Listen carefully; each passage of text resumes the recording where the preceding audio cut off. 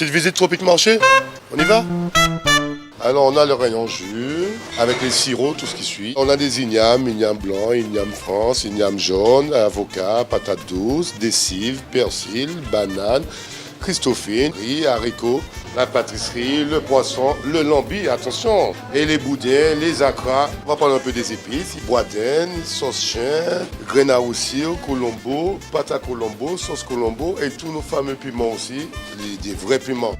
Pitié. Chez Tropique Marché, on vous attend, on vous accueille, on est ouvert. Tout est là chez Tropique Marché. C'est bien des autres, venez qu'à Tropique Marché. On vous attend. Guadeloupe, actualité.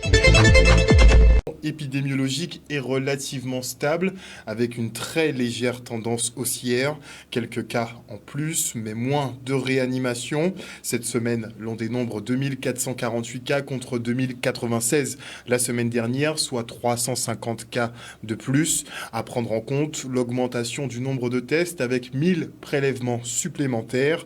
Et c'est intéressant quand même de voir que le niveau de tests est quasi constant depuis le début d'année. On tourne autour des 11 000, 12 000 tests à chaque fois. Le taux de positivité est donc de 18,3%. Le taux d'incidence passe à 649,50%. En tout cas, d'une recrudescence des cas qui n'a aucun impact sur l'activité hospitalière. Concrètement, les hospitalisations en cours sont en augmentation, mais en fait, il y en a eu 2 de plus cette semaine. Les réanimations Covid, elles, sont en baisse. On passe de 3 patients à un seul patient en réanimation et les décès sont constants. On reste à 2. C'est comme pour la période précédente. Et en ce qui concerne la vaccination, on est revenu à des valeurs habituelles, on dira, avec 321 injections réalisées. Ça avance très lentement, particulièrement chez les enfants de 5 à 11 ans. Là, ça ne bouge plus quasiment depuis quelques semaines.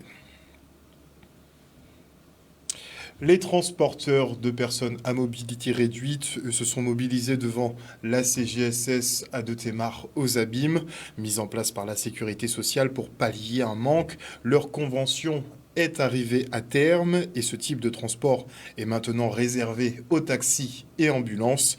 Et si l'administration leur demande d'aller par exemple en ambulance, cela reste plus facile à dire qu'à faire puisque l'ARS refuse de délivrer les agréments faute de possibilités. Le reportage. Il faut savoir que nous, les TPMR, transporteurs de personnes à mobilité réduite, nous existons depuis environ une vingtaine d'années. D'accord ? On a été créé par la Sécurité sociale pour faire face à un besoin en transport. Cela dit, la réglementation a évolué en 2016 et il y a une réglementation qui est sortie pour le transport de personnes à mobilité réduite qui ne peut être fait maintenant que par les sociétés de taxi et les sociétés d'ambulance.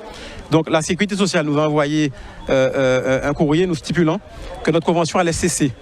Donc il était question qu'on puisse passer d'un cadre réglementaire dans un cadre réglementaire, c'est-à-dire taxi ou ambulance. Mais malheureusement, après 2 ans de négociations, on n'a toujours pas trouvé de solution puisque la Sécurité sociale nous propose d'aller en ambulance, sauf que l'ARS qui délivre les agréments pour les ambulances nous dit qu'il n'y a pas de possibilité. On nous propose d'aller en taxi, sauf que pour pouvoir aller en taxi, il faut des ADS d'avant 2014 pour pouvoir avoir une flotte de taxis. Donc ça veut dire que si on a 140 véhicules, il faut 140 ADS. Aujourd'hui, il n'y a aucune garantie qu'il y ait 140 ADS. Et même si les 140 ADS existaient, il faudra les financer parce qu'il faudra les acheter. Les ADS peuvent coûter entre 20 000 à 50 000. Il y a un libre prix, il y a un libre choix du prix fixé par le vendeur. Donc ça veut dire que les sociétés qui ont 10 voitures, par exemple, seront obligées de financer à hauteur de 200, 300, 400 000 euros. Et sur le contrat individuel que nous propose la Sécurité sociale, on a 3 ans pour se mettre en conformité. Ça veut dire qu'on a 3 ans pour financer 200, 300 000 euros. Ce n'est pas concevable. Et puis, le taxi, c'est pas exactement comme nous. Nous, aujourd'hui, pour pouvoir recruter un transporteur, il faut qu'il ait 3 ans de permis, il faut qu'il ait le brevet de secourisme et sa carte verte d'ambulancier. Voilà, c'est simplement ça. Mais pour trouver un taxi sur le marché, c'est pas évident. Donc, on a beaucoup de contraintes à passer en taxi. Et donc, nous, on demande à la Sécurité sociale, tout d'abord, d'arrêter de nous mettre une épée de Damoclès parce qu'on est en train de négocier, puisque il faut savoir qu'à partir du 1er juillet, on sera déconventionné, on ne pourra plus transporter des personnes personnes qu'on transporte en chimiothérapie, dialyse, kiné, orthophoniste, etc. Donc il n'est pas concevable, on ne peut pas prendre non plus en otage des personnes qui ont besoin de faire leurs soins. Et donc on demande à la sécurité sociale d'arrêter de nous mettre une épée de Damoclès sous la tête, de négocier, qu'on puisse trouver une solution pour pouvoir financer ces ADS. Et si ce n'est pas possible d'intégrer un cadre réglementaire, bien, on a déjà demandé, les parlementaires nous soutiennent, qu'on puisse avoir un cadre réglementaire spécifique à la profession. On sait déjà qu'en Guadeloupe, le système de santé est très difficile. Si on rajoute encore le transport sanitaire, ça ne sera pas possible. Un reportage signé Michel Depape. Et on part pour l'Assemblée générale de la Chambre de métiers et d'artisanat de Guadeloupe. La Chambre consulaire affiche un déficit cumulé de 871 000 € qui plombe son fonctionnement. Et avec le plan de relance et le plan de redressement, les présidents se sont donnés pour mission de rééquilibrer les finances d'ici 2 ans. Le reportage. Important pour nous, puisque l'Assemblée générale valide les délibérations qui sont prises au bureau. Et aujourd'hui, nous avions 21 délibérations à voter. Donc, ça s'est très bien passé. Bon, il y a eu des questions. Merci. C'était très animé. Donc, vous avez bien vu qu'il y a une bonne ambiance et que la gouvernance, en tout cas, nous sommes au travail. Ça permet déjà de faire le bilan de ce qui s'est passé. Ensuite, d'analyser le bilan intérieur de 2021. Ce qui nous a permis aussi d'avoir une projection plus importante et qui sera mieux appréciée dans le cadre du développement de l'artisanat. Nous venons de voter le budget, le compte de résultats 2021 et où nous enregistrons un déficit cumulé des 3 activités de 871 000 €. Et surtout avec un déficit chronique de notre secteur CFA. Mais Dieu merci, nous avons la possibilité de nous redresser parce que nous avons un plan de redressement. Nous avons aussi mis en marche depuis notre arrivée un plan de relance de la formation.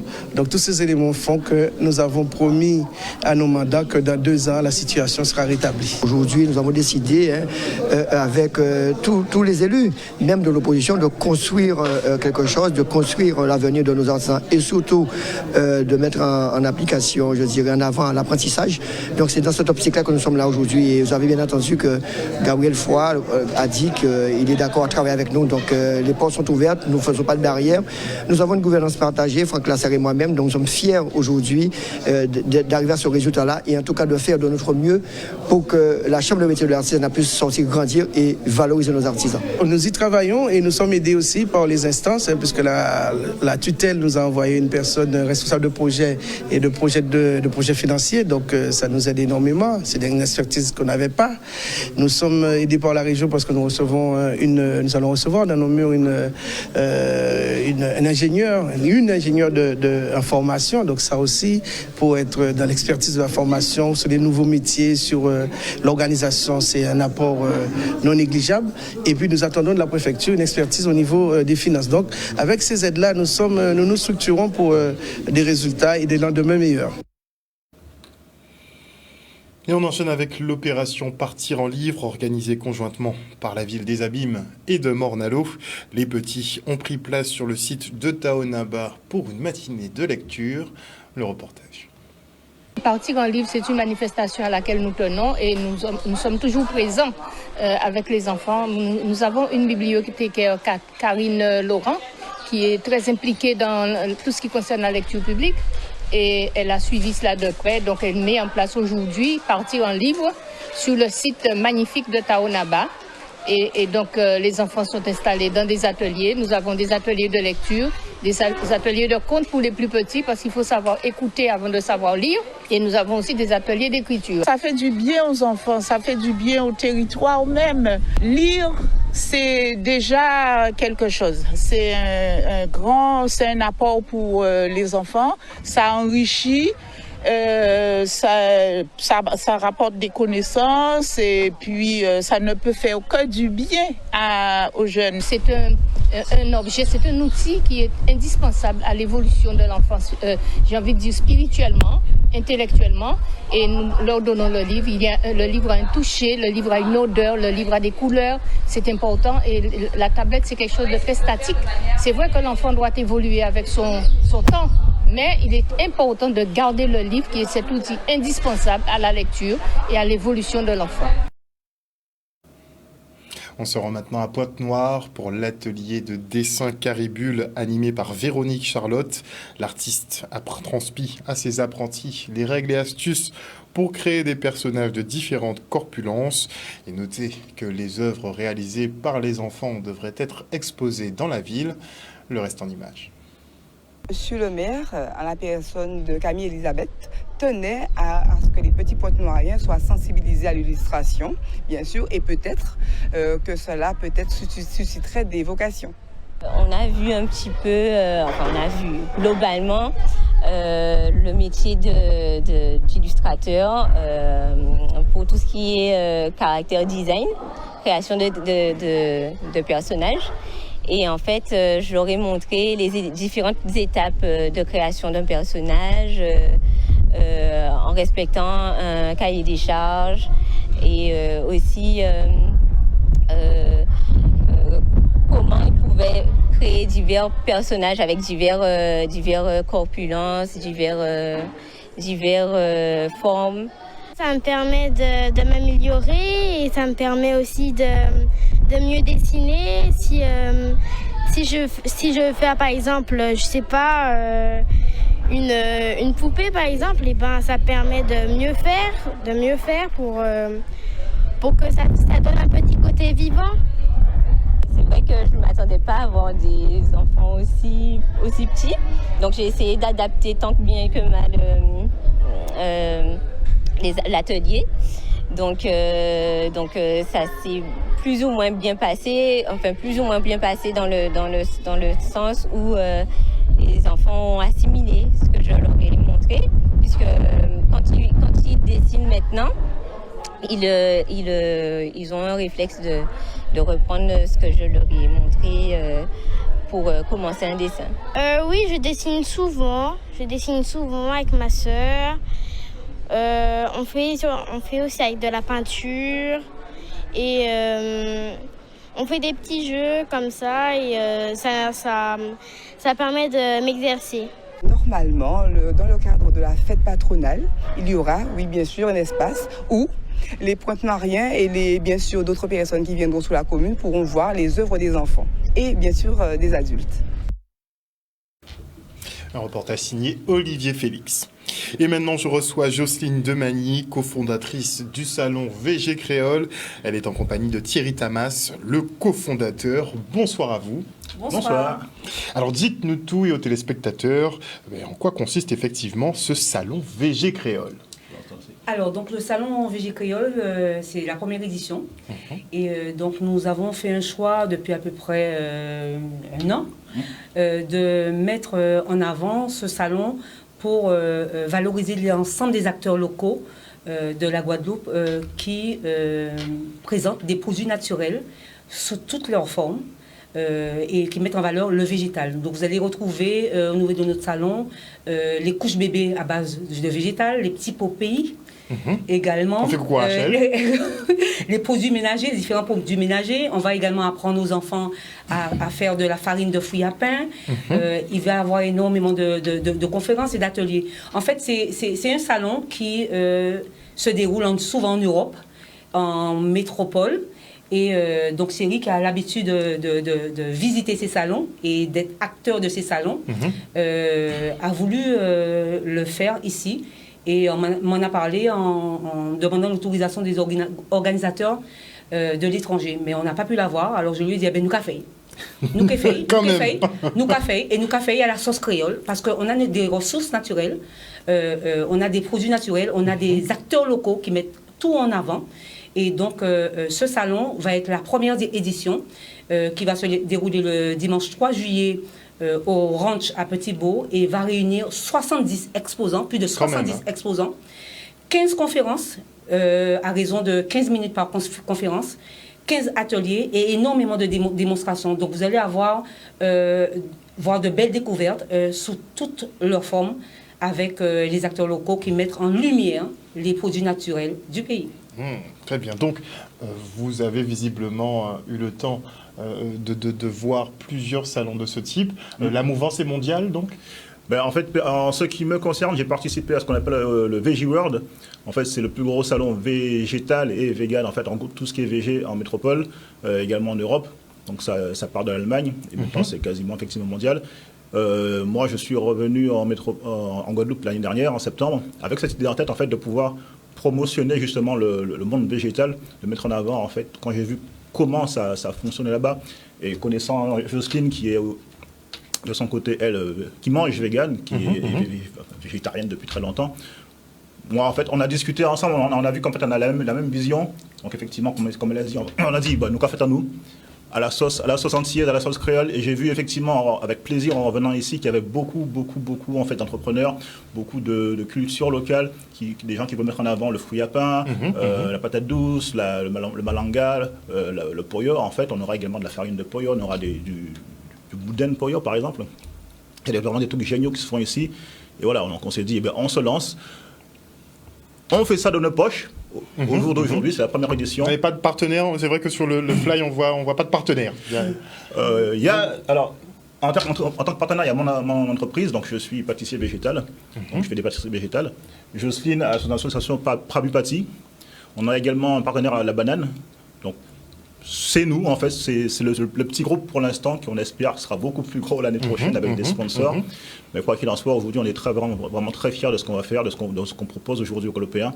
Et on leur dit, venez nombreux, venez nous soutenir, venez faire cet événement, en fait, un événement qui va défrayer la chronique, comme on dit. 70 exposants donc de producteurs locaux qui seront présents au ranch à Petit-Bourg ce dimanche 3 juillet. Bon, la tendance, c'est vrai qu'on parle beaucoup d'autosuffisance alimentaire, du fait qu'on doit retourner à la terre, du fait que nos ancêtres avaient raison finalement d'avoir le petit jardin, créole. On en parle beaucoup. Peu d'opérations finalement comme celle-ci ont lieu pour l'instant. Vous êtes confiant ou bien on restera sur le blabla pendant longtemps? Non, on est confiant et rassuré parce qu'on a du vivier, on a des compétences en Guadeloupe et les compétences sont là. Ce sont les acteurs locaux. Vous allez voir M. Souprayen qui sera là. Vous allez voir KBM qui cultive du riz. Nidiri en Guadeloupe à présent. Oui, donc, KBM qui fait un travail exceptionnel. Oui, Nidiri en Guadeloupe. Vous allez voir Rachel qui fait ses petits pots. Vous allez voir également énormément de personnes qui mettent en avant tous les produits locaux. Vous allez également apprendre à faire vos produits ménagers avec les ressources locales. C'est ça. Voilà, donc il y a énormément de produits qui sont présentés là-dessus, et également des conférences qui lient la santé, le bien-être, à l'alimentaire et également à l'harmonisation de soi-même. Donc les conférenciers, notamment Eugénie Jazarouan, va vous expliquer comment bien s'alimenter pour éviter d'avoir de la thyroïde, notamment. Donc ce sont un ensemble de personnes et des Guadeloupéens de tous bords qui sont là et qui nous accompagnent et qui ont répondu oui tout de suite. Tout de suite, parce qu'on a dû fermer, ça fait 15 jours, 15 jours, on a dû fermer carrément les inscriptions, parce qu'ils ont tous répondu oui, et ils sont très très très positifs pour pouvoir mettre en avant le végétal sous toutes ses formes. Donc c'est ouvert aux enfants, et j'étais très étonnée, je vous le disais dernièrement à Harold, de savoir que l'association des sourds et muets et malentendants sera présente. Lorsqu'ils me l'ont dit, j'en ai pleuré. Et il y a des élèves qui seront là présents également. Et donc, c'est un salon qui sera assez lumineux. Et assez... Il sera mondial, il sera guadeloupéen. Exactement, voilà. Donc, c'est notre première édition. Et on y va sur un terrain de Guadeloupéens. C'est une famille guadeloupéenne qui nous accueille, 2-3 hectares. Et on a un petit coucou à Nicole. Et sur ce terrain-là, il y a une ravine. Et donc, on aurait également des masseurs qui sont là, avec des produits naturels. Et des remèdes gaziers également. On va vous expliquer comment faire les béfayages sur place. L'argile, parce qu'il y a de l'argile aussi en Guadeloupe. Oui. Avec les amis de Petit-Bourg, je ne vais pas trop faire de publicité pour eux. Mais voilà, il y a également du poivre noir avec Lisa Calixte qui recueille du poivre noir dans la forêt domaniale de la Guadeloupe, qui va présenter J'ai vu un arbre à poivre une fois, je ne savais pas qu'effectivement on en avait ici en Guadeloupe. Il y en a également avec Sydney, un jeune Guadeloupéen qui va vous montrer comment planter des arbres en pot. Et des arbres en pot portent des fruits, que vous soyez en appartement, que vous soyez en villa, etc. Et il vous fera également des conférences, également des ateliers. Donc c'est ouvert à tout le monde. C'est pas un rendez-vous communautaire, les véganes, les végétariens. Non, c'est un rendez-vous pour montrer qu'on a des ressources locales et qu'on peut également faire une économie locale en Guadeloupe. Et effectivement confiant parce que encore hier, en fait, j'étais faire quelques courses, ne serait-ce qu'à Colin, parce que j'habite pas loin. Et les gens qui me croisent, en fait, à qui je parle du salon, me disent merci, félicitations, c'est vraiment une belle initiative, donc oui, on sera là. Donc oui. Je pense que les Guadeloupéens vont répondre présent pour cette opération donc, qui est dédiée au végétal. C'est pas que pour les véganes, effectivement, même si on doit tendre sur une réduction des consommations animales, puisque scientifiquement c'est prouvé, ça améliorera notre condition physique. Mais bon, on n'est pas tout à fait prêt. Vous avez remarqué, on aime beaucoup encore manger nos petits steaks, n'est-ce pas? Mais effectivement, ce sont des mentalités à faire évoluer, des habitudes à faire évoluer. Et votre salon sera là pour ça. Donc plus de 70 exposants qui seront présents au ranch à Petit-Bourg ce dimanche. À partir de quelle heure? De 9h. Dès 9h, toute la journée. Jusqu'à 18h. Jusqu'à 18h, donc des conférences toute la journée, 15 minutes, assez courtes pour rester dynamique. Voilà. Des exposants, des jeux, des activités. Il y aura de quoi faire pour les enfants. En tout cas, merci beaucoup pour les efforts que vous déployez. Vous organisez ça avec le cœur. Ça se voit. Et donc, on souhaite bon vent à cette opération qui va se renouveler, j'en suis persuadé. Merci. Merci de nous avoir reçus. Et notez que 10 jeunes du régiment du service militaire adapté s'envoleront pour participer au défilé du 14 juillet aux Champs-Élysées à Paris. Il faut signaler quand même que la Guadeloupe ne participe qu'une fois tous les 10 ans. Et oui, le reportage. Grande opportunité, c'est-à-dire que j'ai jamais marché vraiment aux Champs-Élysées, peut-être pour me promener, mais vraiment représenter le défilé, je trouve que c'est une vraie chance. Je pense que c'est quelque chose qui va nous arriver une seule fois dans notre vie, donc je pense que ce sera vraiment un bon souvenir, un gros bon souvenir. Alors, on prépare, on fait plusieurs entraînements. Pour voir si on marche correctement ou pas, avec les bras, etc. C'est juste pour voir nos alignements, histoire qu'on soit vraiment préparé quand on sera arrivé en métropole. Justement, on aura encore, entre guillemets, une semaine d'entraînement intensif pour qu'on puisse vraiment marcher correctement, pour qu'on soit parfait pour le défilé, justement.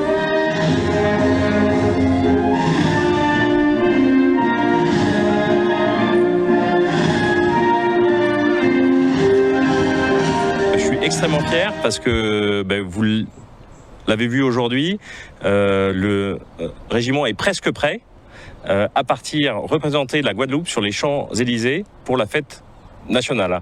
Et donc il y aura 45 jeunes volontaires entourés de leurs cadres qui vont défiler sur les champs derrière le drapeau du régiment de la Guadeloupe, le régiment du SMA, le régiment pays, qui sera sur les Champs-Élysées le 14 juillet. Donc j'invite tout le monde à ouvrir son poste de télévision et regarder les jeunes Guadeloupéens défiler. Outremernews.fr, le site de l'actualité Outre-mer, 24 heures sur 24 et 7 jours sur 7. Retrouvez la chaîne Outremer News sur YouTube.